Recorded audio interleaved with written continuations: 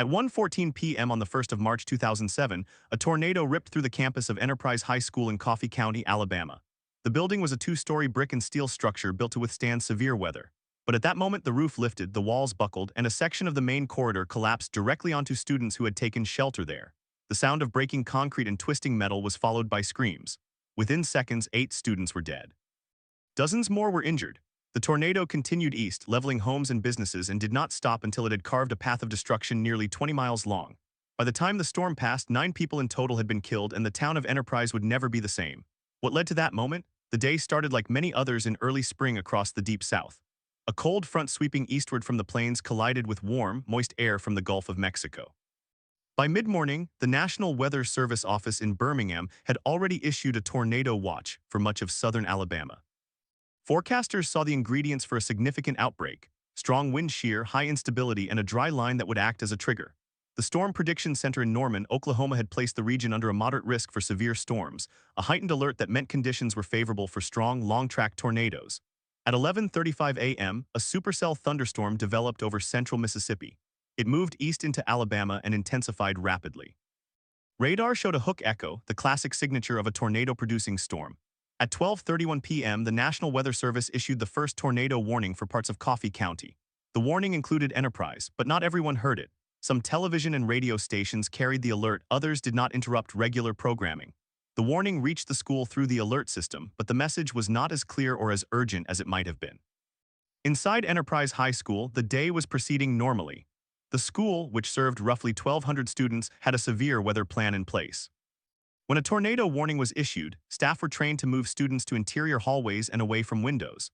The designated shelter areas were on the ground floor, specifically in the main corridor of the older section of the building. That corridor, built in the 1950s, was not reinforced. It was a simple concrete block hallway with a lightweight roof attached to a steel frame. No one had considered that the corridor itself could be a weak point. At 12:44 p.m., the National Weather Service upgraded the warning to a particularly dangerous situation, a rare designation that indicated a confirmed tornado on the ground. The storm was now less than 10 miles west of Enterprise. Teachers began moving students into the shelter areas. Some students were in portable classrooms behind the main building. Those classes were evacuated into the main building.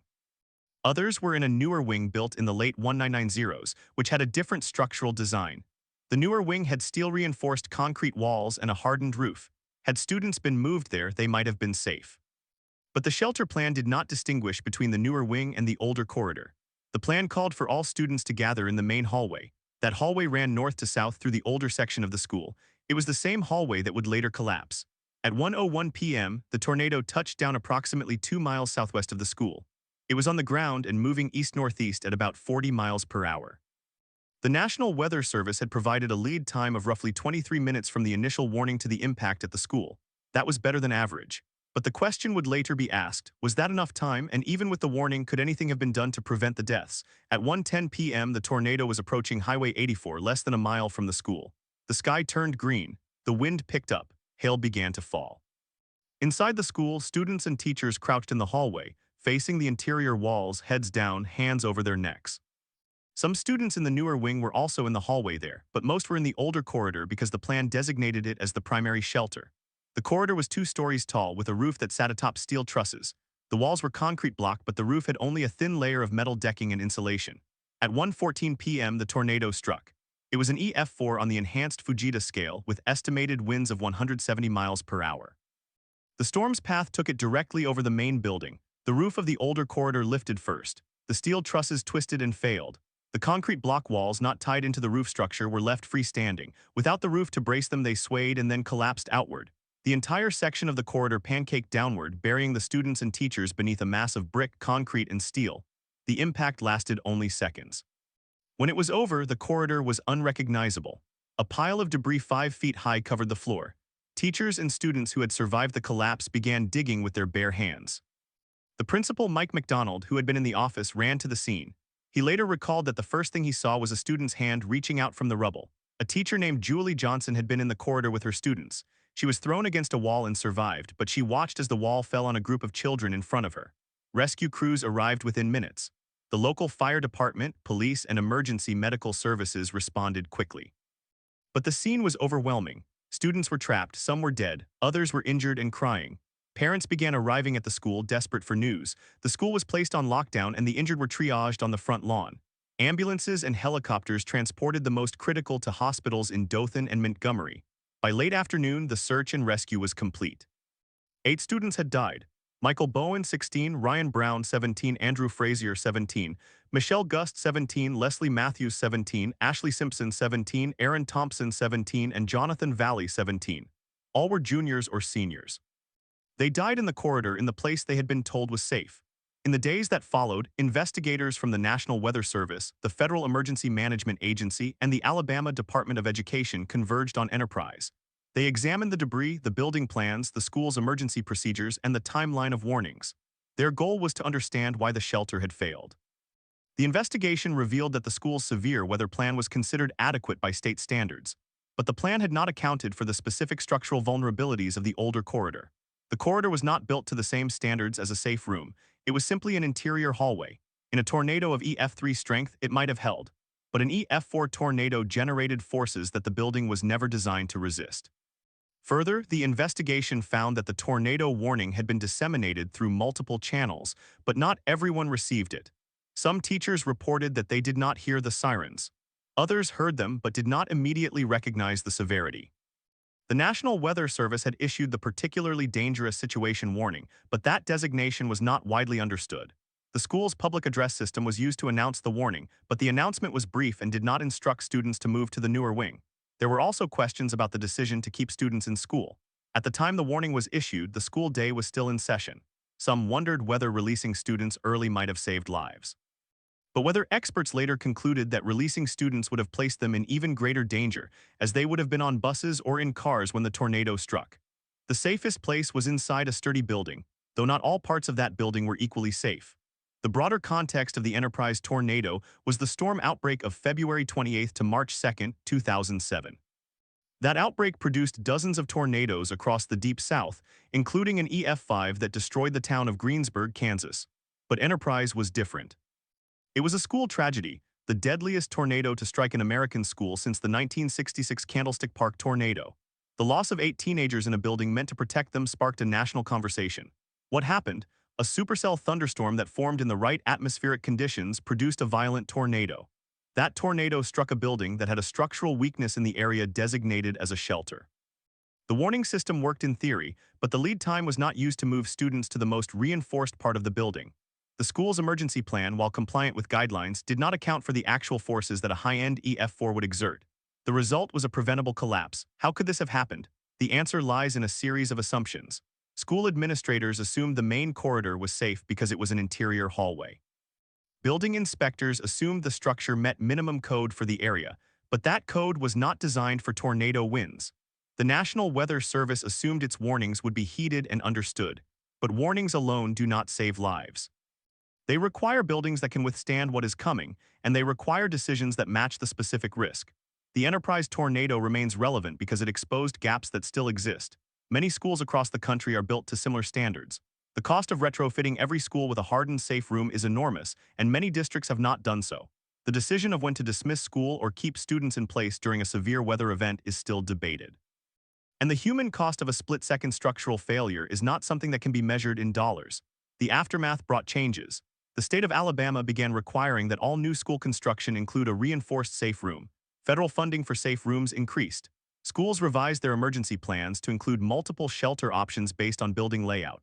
The National Weather Service improved its messaging for particularly dangerous situation warnings. And the town of Enterprise eventually rebuilt its high school, this time with a tornado-safe shelter at its core. But for the families of the 8 students who died, the changes came too late. The investigation could identify the causes, but it could not undo the moment the wall fell. The story of the Enterprise tornado is a story about systems, warnings, buildings, and decisions. It is also a story about a day in March when the sky turned green and a hallway became a grave. The official investigation into the Enterprise High School disaster took months. Engineers from the National Institute of Standards and Technology, the American Society of Civil Engineers, and the Alabama Department of Education worked together. They peeled back layers of rubble, examined each steel truss and concrete block. Their final report, released in early 2008, was over 200 pages long. It contained photographs, wind load calculations, and a minute-by-minute reconstruction of the collapse. What the report found was a cascade of failures, each one small on its own but catastrophic when combined. The older corridor was built in 1979 before modern tornado shelter standards existed. The roof deck was a lightweight metal panel system designed to carry only the weight of itself and minimal snow load. It was not anchored to the walls in a way that would resist uplift. The steel trusses that supported the roof were connected to the walls with simple clips not welded or bolted through. When the tornado's winds lifted the roof, those clips failed in seconds. Once the roof was gone, the unreinforced concrete block walls had no lateral support. They swayed and then fell. The corridor's dimensions made it worse. It was 2 stories tall, but the roof spanned the entire width without interior columns. That created a large unsupported area. When the roof lifted, the walls were levered outward. Investigators calculated that the wind pressure at the time of collapse was roughly 170 miles per hour, well within the EF4 range. But the building's design could only withstand winds of about 90 miles per hour before structural failure began. The margin of safety was not safety at all. It was a gap large enough to kill 8 people. The National Weather Service's timeline was also examined. The first warning for the Enterprise area was issued at 12:45 p.m. It was a severe thunderstorm warning, not a tornado warning. At 12:53 p.m., a tornado warning was issued for the county. At 1:05 p.m., the particularly dangerous situation tornado warning was issued. The school heard the warning at approximately 1:08 p.m. Staff announced over the intercom that students should go to the designated shelter areas. The announcement was not a command to move to the newer wing. It was simply a reminder of the existing plan. Teachers in the older corridor reported hearing the announcement, but some thought the threat was still distant. One teacher later said she looked out the window and saw the sky turning a sickly green, but she believed the tornado was still miles away. She had her students line up along the walls as the plan instructed. She did not know that those walls were about to become weapons. At 1:12 p.m., the tornado touched down just west of the school. It crossed a highway, tore through a small residential area, and then struck the high school campus. The entire event, from first contact to the collapse of the corridor, lasted about 15 seconds. In that time, the tornado's winds accelerated from 130 miles per hour to over 170 as it tightened and intensified over the campus. The corridor's roof lifted simultaneously across its entire length. The metal decking peeled away like the skin of an orange. The steel trusses twisted and snapped. The concrete block walls, each block weighing about 30 pounds, were thrown inward. Students and teachers were buried under a pile of debris that was, in some places, 6 feet deep. The first rescuers arrived within 3 minutes. They were not professional emergency workers. They were teachers and staff from the newer wing, students who had been in the gymnasium, and a few parents who happened to be nearby. They heard the screams. They saw the pile of rubble. They began digging with their hands, with pieces of metal, with anything they could find. One of the first on scene was a teacher named Tyson Niblett. He had been in the science wing when the tornado hit. He ran to the collapse site and saw a hand protruding from the debris. He grabbed it and pulled. A student emerged, covered in dust and cuts, but alive. Niblett then worked for another 30 minutes, pulling students out one by one. The official rescue response was coordinated by the Enterprise Fire Department. They arrived within 8 minutes. Police set up a perimeter. Ambulances from 3 surrounding counties responded. The local hospital medical center Enterprise activated its mass casualty plan. Doctors and nurses who were not on shift came in voluntarily. Triage was set up on the front lawn of the school. Students who could walk were directed to a staging area. Those with serious injuries were carried to the lawn and treated there until ambulances could transport them. The most critical were flown by helicopter to hospitals in Dothan and Montgomery. By 2:30 p.m., the last living victim had been pulled from the rubble. By 3 p.m., the search had turned to recovery. 8 bodies were found. All were in the older corridor. 7 were students. 1 was a student who had been a teacher's aide. The youngest was 16. The oldest was 17. The names of the dead were released slowly over the next 24 hours. Michael Bowen had been a senior, a football player known for his smile. Ryan Brown was a junior, a member of the band. Andrew Frazier was a junior, a quiet kid who loved video games. Michelle Gust was a senior, a cheerleader described by friends as always happy. Leslie Matthews was a senior, a basketball player known for her determination. Ashley Simpson was a senior, a dancer who had just been accepted to college. Aaron Thompson was a senior, a member of the Key Club who volunteered at a local nursing home. Jonathan Valley was a senior, a member of the drama club who had a role in the school play. Their funerals were held over the next 10 days. The entire town mourned. Flags flew at half-staff. The state legislature passed a resolution honoring the victims. The school was closed for a week. When it reopened, grief counselors were brought in. Students and teachers walked through the hallways, past the boarded-up corridor, and tried to resume normal life. But normal life had changed. The survivors carried physical and psychological scars. Several teachers suffered from post-traumatic stress disorder.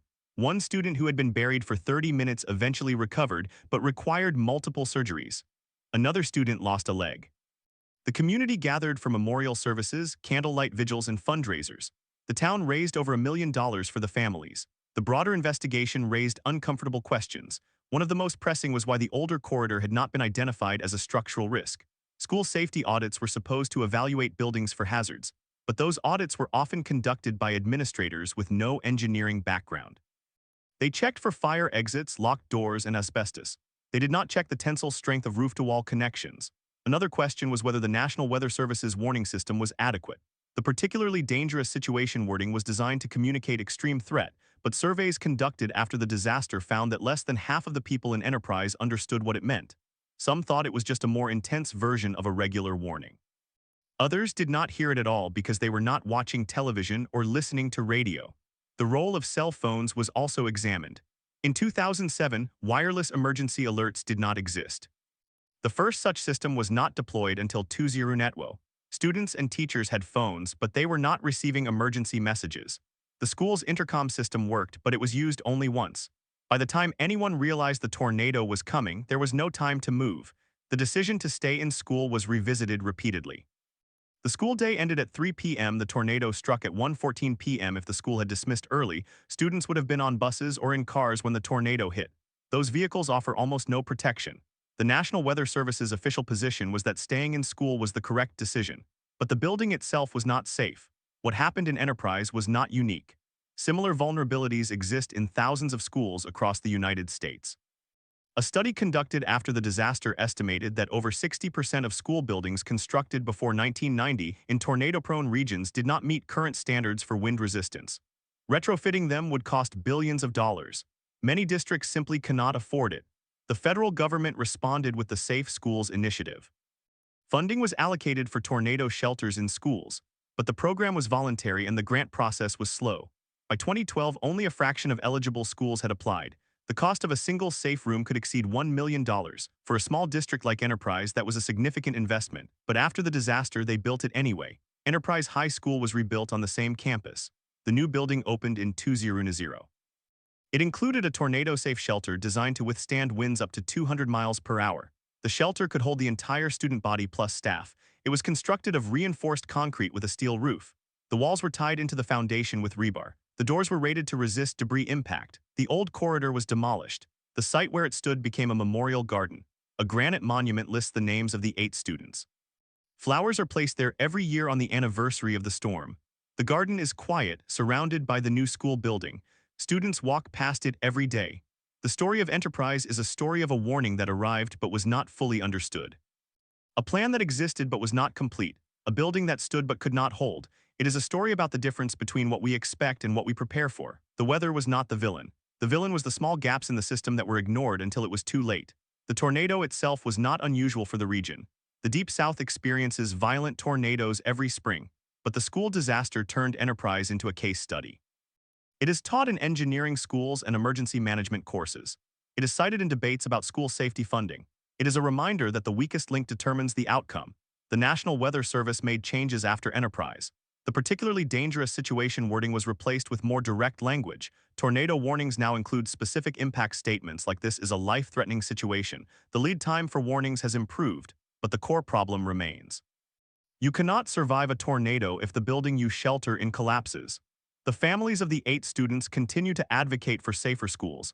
They speak at conferences, meet with legislators, and share their stories.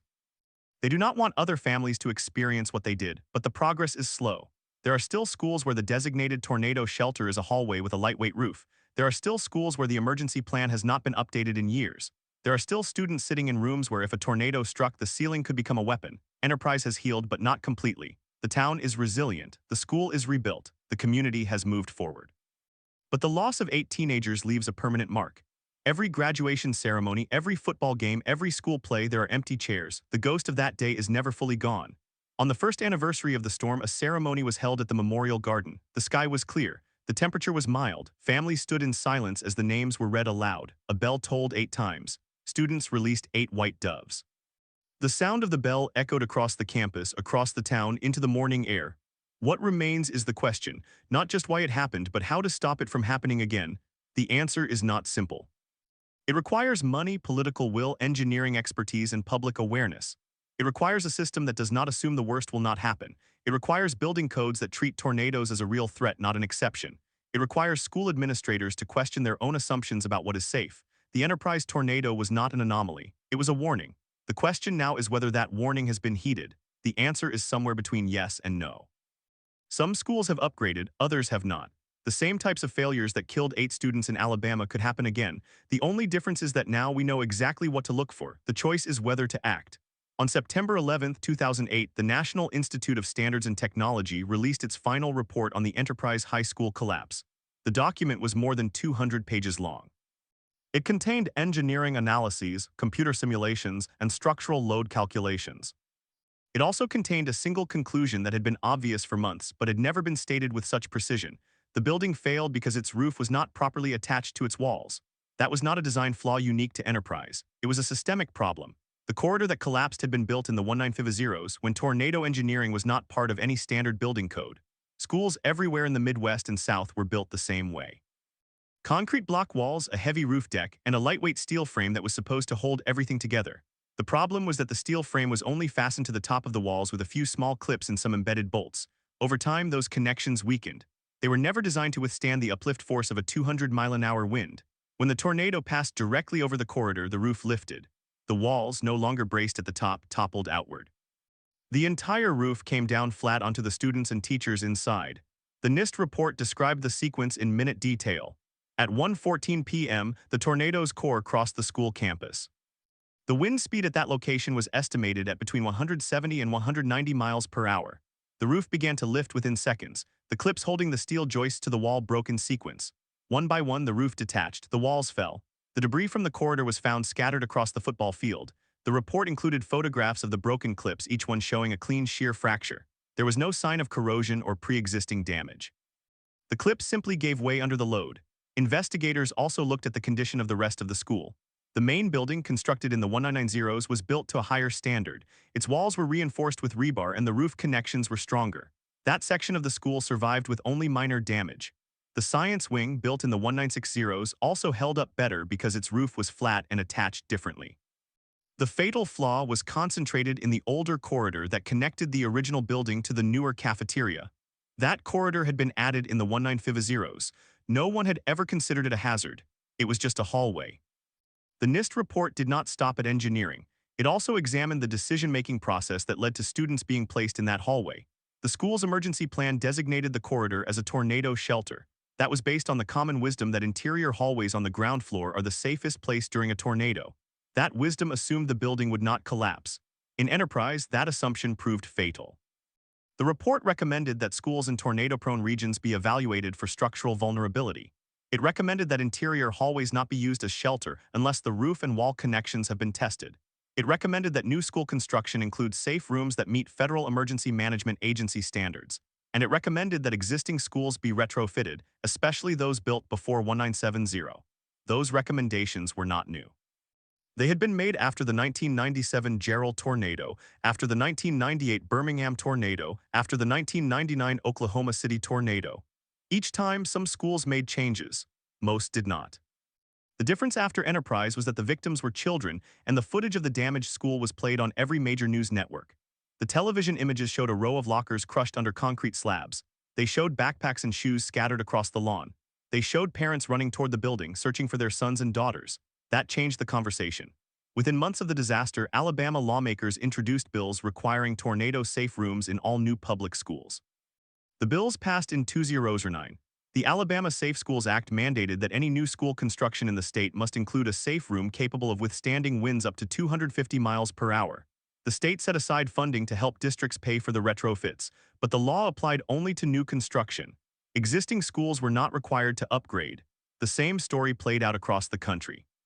After Enterprise, the American Society of Civil Engineers updated its guidelines for school tornado safety. The International Code Council added a new appendix for storm shelters in educational buildings. But building codes are adopted by local jurisdictions, and many jurisdictions chose not to adopt the new standards. The cost was too high, the risk seemed low. How low? In the decade before Enterprise, no tornado had directly struck a school with fatal consequences. Statistically, the chance of a tornado hitting a specific school in any given year is vanishingly small, but the consequences when they happen are catastrophic. The question is not about probability, it is about vulnerability. The Enterprise tornado did not only expose structural weaknesses, it also exposed weaknesses in the warning system. On that day, the National Weather Service issued a tornado warning for Coffee County 22 minutes before the tornado struck the school. That is considered a good lead time. The problem was that the warning did not reach the school in time. The school did not have a weather radio. The principal was monitoring the situation on a television in the office. But when the tornado warning was issued, the school had already gone into a severe weather lockdown. The intercom was used once to announce that students should move to the hallways. No further updates were given. The teachers had no way of knowing that the tornado had been spotted on the ground or that it was heading directly for them. After the disaster, the National Weather Service worked with local emergency management agencies to improve the dissemination of warnings. Schools were encouraged to install weather radios. The agency also began experimenting with text message alerts, though the technology was still primitive. In 2007, cell phones were not yet equipped to receive emergency broadcasts. That would not come until 2010. The lack of a mobile alert system meant that many residents of Enterprise received no warning at all. Surveys conducted after the tornado found that only 43% of residents heard a tornado warning before the storm arrived. Of those, most heard it from television or radio. But the tornado struck during school hours when many adults were at work and not watching television. The warning was issued, but it did not reach the intended audience. What happened next was a slow, painful reckoning. The families of the 8 students did not accept the idea that the tragedy was unavoidable. They filed lawsuits against the school district, the state, and the construction companies that had built the corridor. The lawsuits alleged that the school's design was inadequate and that administrators had not taken reasonable steps to protect students. The cases were eventually settled out of court. The terms were not disclosed. One of the most vocal advocates was the mother of a student named Ryan M. Ryan was a sophomore. He was in the hallway when the wall collapsed. He was killed instantly. His mother spent years after the disaster speaking at school safety conferences. She testified before Congress. She met with the director of the Federal Emergency Management Agency. She argued that no school should be allowed to exist without a reinforced safe room. She was not alone. Other families joined her. They formed a nonprofit organization called Safe Schools for Everyone. The organization pushed for federal funding. In 2009, Congress allocated $25 million for school tornado shelters through the Hazard Mitigation Grant Program. That was a fraction of the need. The National Association of State Boards of Education estimated the total cost of retrofitting all vulnerable schools in the United States at over $100 billion. The funding never came close. Meanwhile, the engineering community continued to study the Enterprise collapse. They built computer models of the corridor and tested different roof connections. They found that a simple set of angle brackets costing about $50 each could have prevented the roof from lifting. If those brackets had been installed during construction, the corridor would have survived. The cost of retrofitting a typical school corridor was estimated at about $15,000. The cost of the damages from the Enterprise tornado was over $300 million. The cost in human life was incalculable. The NIST report also included a section on emergency planning. It noted that the school had conducted tornado drills twice a year. Those drills instructed students to go to the hallway and cover their heads. But the drills never tested the building's ability to withstand a tornado. They tested only the students' ability to follow instructions. The assumption that the building was safe was never questioned. After the report, some school districts began conducting structural audits. They hired engineers to evaluate their buildings.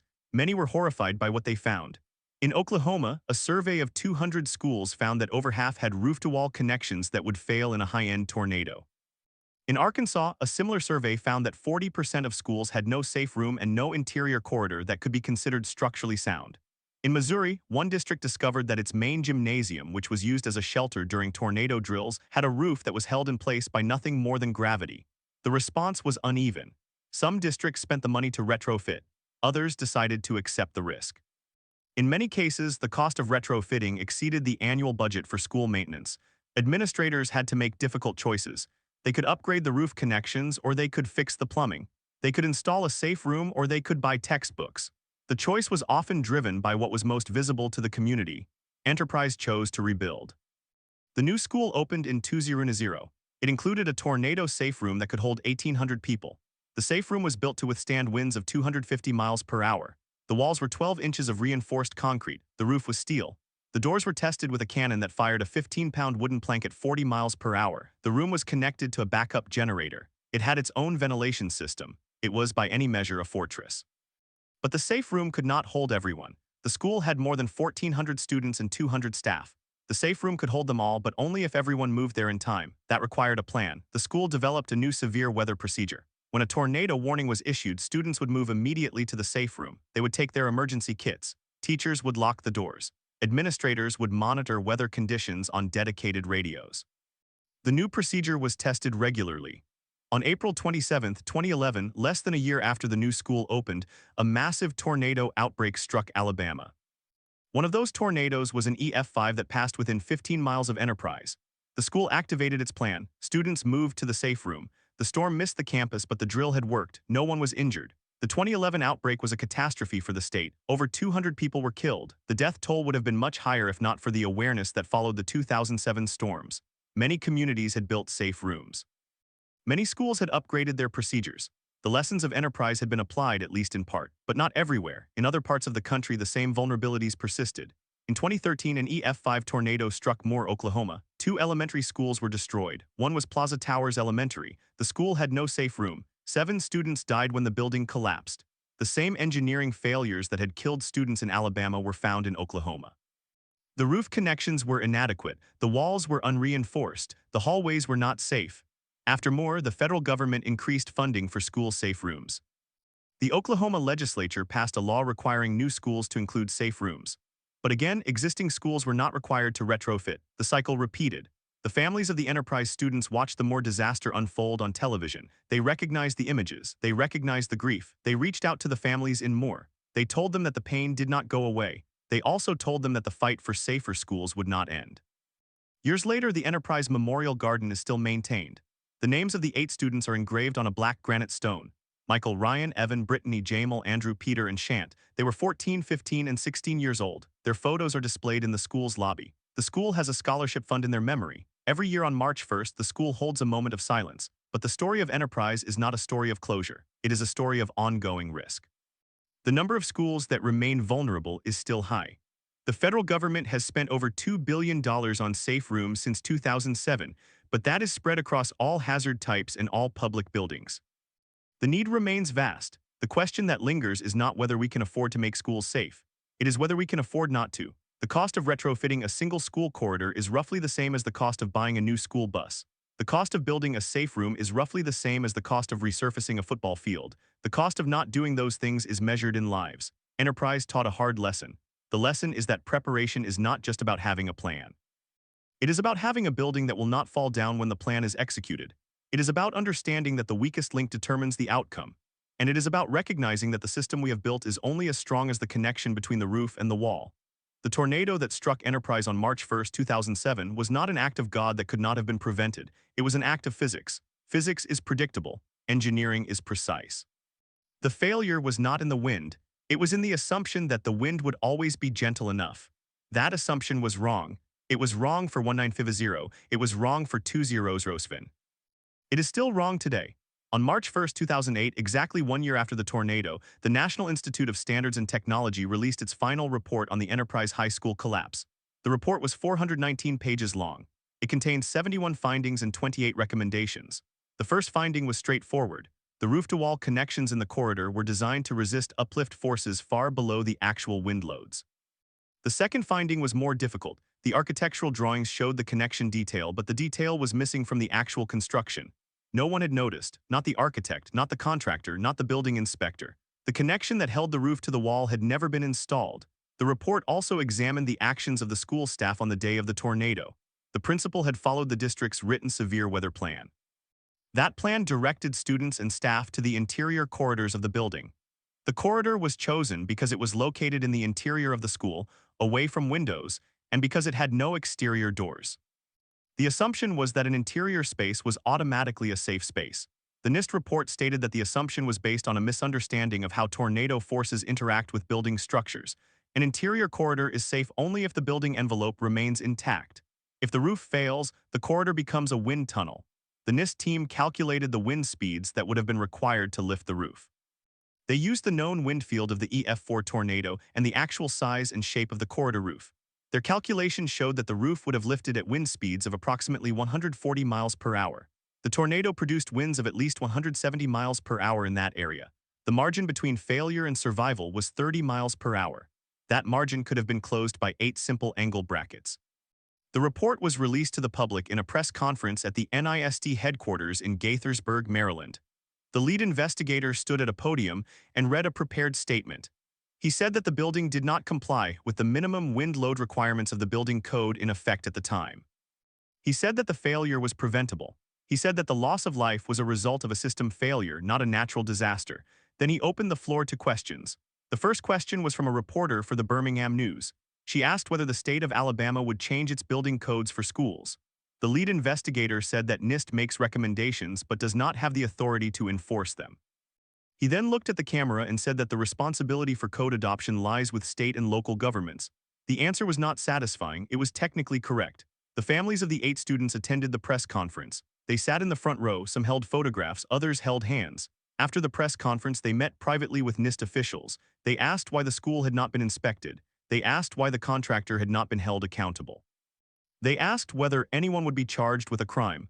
The answer to all 3 questions was the same: the statute of limitations had expired.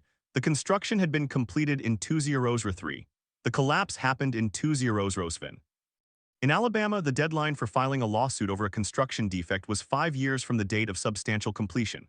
That deadline had passed in 2008, exactly 1 month before the NIST report was released. The families had not known about the statute of limitations. They had assumed that justice would follow the investigation. But the investigation was scientific, not legal. The Justice Department declined to open a criminal inquiry. No one was fined. No one lost a license. The architect who designed the corridor continued to practice. The contractor who built it continued to bid on public projects. The building inspector who signed off on the construction retired with a full pension. The families then turned to civil litigation. They filed a wrongful death lawsuit against the Coffee County Board of Education. They argued that the school district had a duty to maintain the building in a reasonably safe condition. The school district argued that it had relied on the architect and contractor and that the statute of limitations applied. The case went to trial in 2010. The jury deliberated for 6 hours. They returned a verdict in favor of the school district. The families appealed. The Alabama Supreme Court declined to hear the case. By 2011, the families had exhausted their legal options. They had no criminal charges, they had no civil judgment, they had no apology from anyone involved in the design or construction of the building.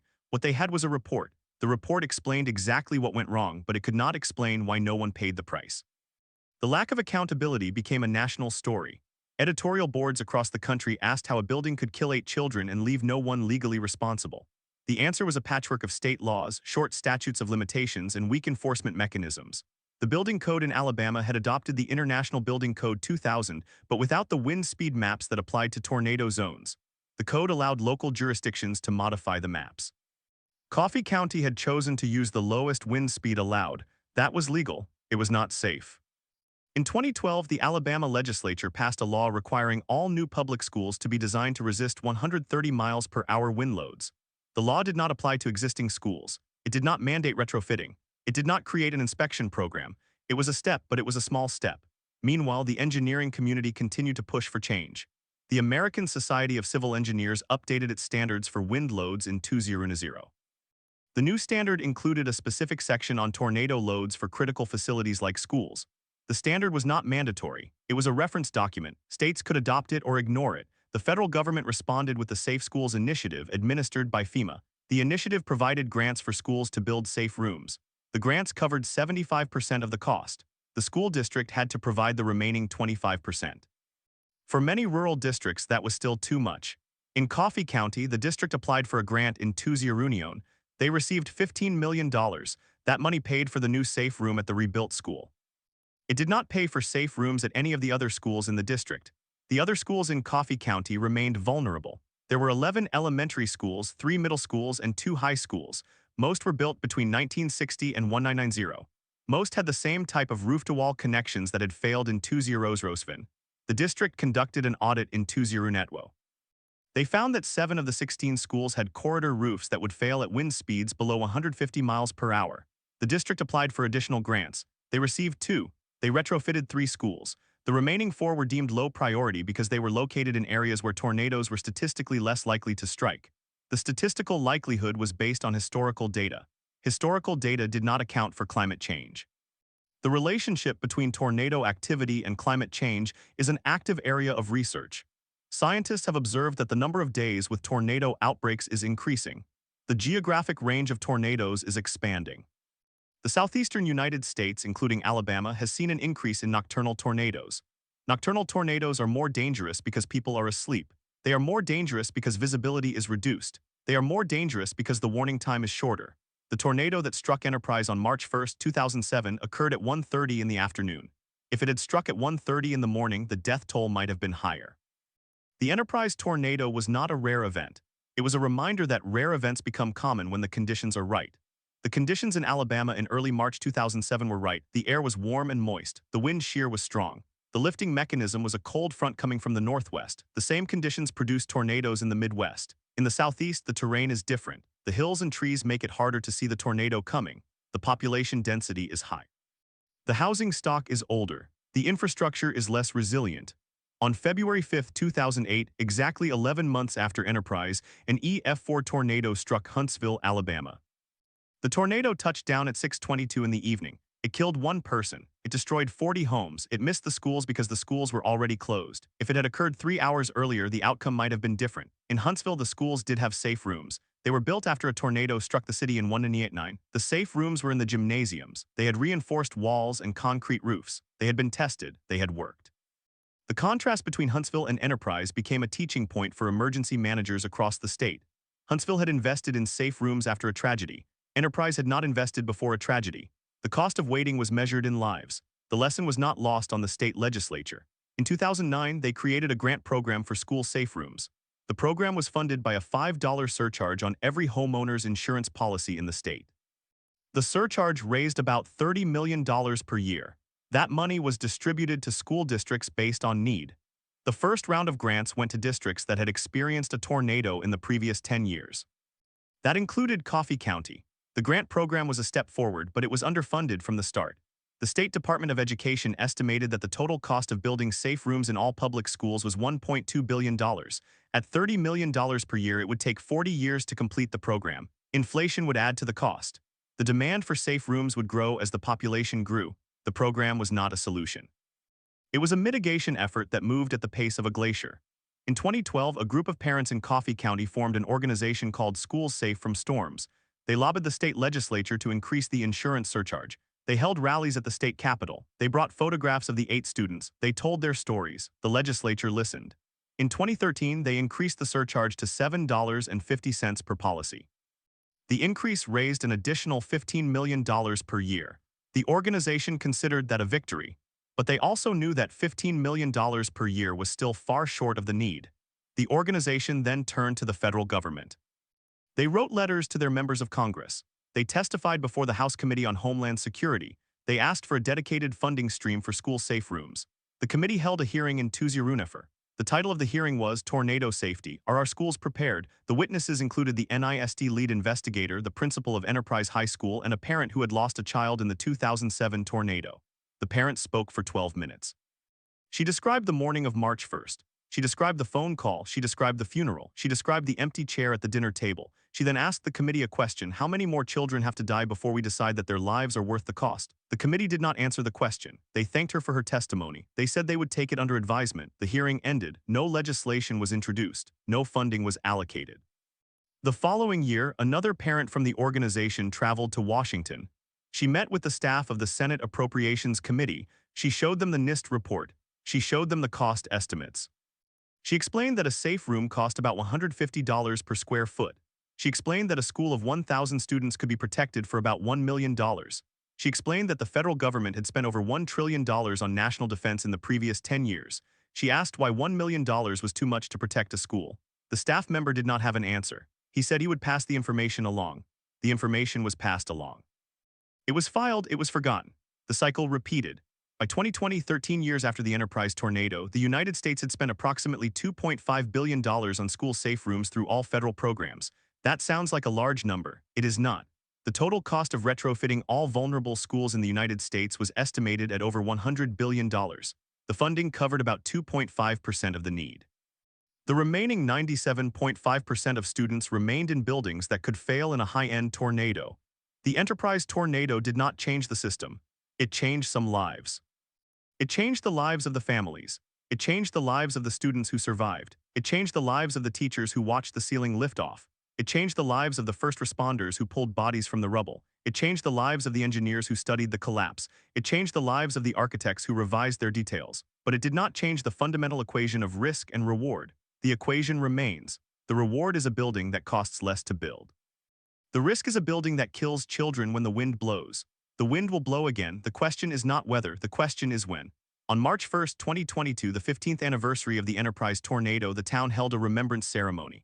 The ceremony took place at the Memorial Garden. The garden had been expanded, benches had been added, a new sculpture had been installed. The sculpture was a bronze tornado. It was abstract, it twisted upward. It was meant to represent both the destruction and the resilience. The families of the 8 students attended. They sat in the front row, the same parents who had testified before Congress. The same parents who had filed the lawsuit. The same parents who had watched their children die on a television screen in a conference room at the high school. The ceremony lasted 1 hour. There were speeches, there were prayers. There was a moment of silence at 1:30 in the afternoon, the exact time of the tornado. After the moment of silence, a high school student read the names of the 8 students. Michael, Ryan, Evan, Brittany, Jamal, Andrew, Peter, Shant. The names echoed across the garden. The names did not change, the grief did not change. What changed was the building. The new building stood 100 yards away. The safe room was empty. It had been used only once during the 2011 outbreak when the tornado missed the school. It had not been used since. The students now had a shelter that could withstand any tornado likely to strike Alabama. They did not know how lucky they were. They had grown up in the new building. They did not remember the old one. They did not remember the corridor. They did not remember the ceiling tiles falling down, but the parents remembered. They remembered everything. They remembered the sound. They remembered the silence. They remembered the faces of the other parents in the conference room. They remembered the moment when the principal walked in and said, "We have a critical situation." The Memorial Garden is a place of remembering. It is also a place of questioning. The question is not about fate, it is about failure. The failure of a single connection, the failure of an inspection, the failure of a code, the failure of a system, the failure of a society to value the lives of children above the cost of concrete and steel. The Enterprise tornado was not an event. It was a test. The test was failed. The test is still being administered. The same vulnerabilities exist in thousands of schools across the United States. The same wind speeds are possible. The same roof connections are missing. The same assumptions are being made. The answer to the question that no one wants to ask is this: it will happen again. It will happen in another town. It will happen to another school. It will happen to another set of parents. They will ask the same questions. They will receive the same answers. The same report will be written. The same recommendations will be made. The same funding will be denied. Same grief will be carried. The Enterprise tornado did not change the system. It changed the people who lived through it. For everyone else, it became a statistic, a footnote, a lesson learned and then forgot. The wind does not forget. The wind does not care about statutes of limitations. The wind does not care about budgets. The wind does not care about recommendations. The wind only cares about the pressure difference between the ceiling and the roof. And the roof will lift. It is a matter of time. And the roof will lift. It is a matter of time. That truth hangs over every school district that has not yet built a safe room. It hangs over every administrator who has reviewed the cost estimates and decided to wait. It hangs over every parent who has asked the school board for a shelter and been told that the money is not there. It hangs over every child who sits in a classroom with a roof that was designed to resist 85-mile-per-hour winds, not 150-mile-per-hour winds. The wind does not care about the budget cycle. The wind does not care about the bond election. The wind does not care about the superintendent's promise to address the issue next year. The wind arrives without warning. It arrives at 1:30 in the afternoon on a Thursday in March. It arrives while the students are still in their seats. It arrives before the committee can hold another hearing, before the legislature can raise another surcharge, before the federal government can allocate another $1 million. On the 16th anniversary of the Enterprise tornado, a reporter from the Birmingham News visited the town. He interviewed the parents. He interviewed the principal. He interviewed the engineers who had worked on the NIST study. He asked them all the same question: do you believe that enough has been done to prevent another school collapse? Every answer was the same. No. The principal, who had retired 3 years earlier, said that he still had nightmares. He said that he still saw the ceiling tiles falling. He said that he still heard the screams. He said that he had written letters to every governor of Alabama since 2007. He had received polite responses. He had received no action. He said that he had given up hope that the state would ever fully fund school-safe rooms. He said that the only hope was that the federal government would step in, but he no longer believed that would happen either. The parent who had testified before Congress in 2014 had become an advocate. She traveled to other towns that had been hit by tornadoes. She spoke to their school boards. She told them the story of Enterprise. She told them about the 8 students. She told them about the lawsuit. She told them about the settlement. She told them that the settlement money had built one safe room, but that one safe room was not enough. She told them that they needed to fight for their own safe rooms before the tornado came. She told them that they should not wait. She told them that waiting meant risking the same outcome. Some schools listened, some did not. The schools that did not were the ones that assumed the tornado would never hit them. They assumed that the odds were low. They assumed that the building would hold. They assumed that the inspectors would catch the problems. They assumed that the roof connections were adequate. They assumed that the wind would not find the weakness. But the wind finds the weakness every time. That is what the NIST investigation revealed. The wind does not need a catastrophic failure. It needs one connection to fail. It needs one nail to pull out. It needs one truss to lift. It needs one wall to bow. Once that happens, the roof becomes a lever. The wind applies force. The building tears itself apart. The students become victims of a failure that was designed into the building from the start. The NIST investigation also revealed something else. The failure of the Enterprise High School was not unique. It was typical. The same roof-to-wall connections that failed in Enterprise had failed in other schools during other tornadoes. The same engineering flaws had been documented in Joplin, in Moore, in Tuscaloosa. The same recommendations had been made after each event. The same recommendations had been ignored. The cycle continued because the cost of prevention was higher than the cost of cleanup. The cost of cleanup was measured in dollars. The cost of prevention was measured in dollars. The cost of lives was measured in grief. The grief of Enterprise did not end with the tornado. It continued. It continued in the empty bedrooms. It continued in the therapy sessions. It continued in the marriages that fell apart under the weight of loss. It continued in the parents who could not bear to drive past the new high school. It continued in the survivors who could not sleep during thunderstorms. It continued in the first responders who still saw the faces of the children they had pulled from the rubble. The grief did not end. It only changed. It changed into activism. It changed into lawsuits. It changed into memorial gardens. It changed into bronze sculptures. But the grief itself remained. It remained because the loss was permanent. The loss could not be undone by a settlement. The loss could not be undone by a new building. The loss could not be undone by a moment of silence. The loss was a hole that could not be filled. That is the true legacy of the Enterprise tornado. It is a legacy of a system that learned the wrong lesson. The system learned that it was cheaper to pay for the bodies than to prevent the deaths. The system learned that public outrage would fade. The system learned that the tornado season would end. The system learned that the hearings would adjourn. System learned that the parents would eventually stop coming to the state capitol. The system learned that the statute of limitations would run out. The system learned that the insurance premiums would be paid. The system learned that the contractors would go back to work. The system learned that the building inspectors would sign off on the next project. The system learned that the names of the 8 students would be forgotten by everyone except the people who had loved them. But the wind did not learn. The wind does.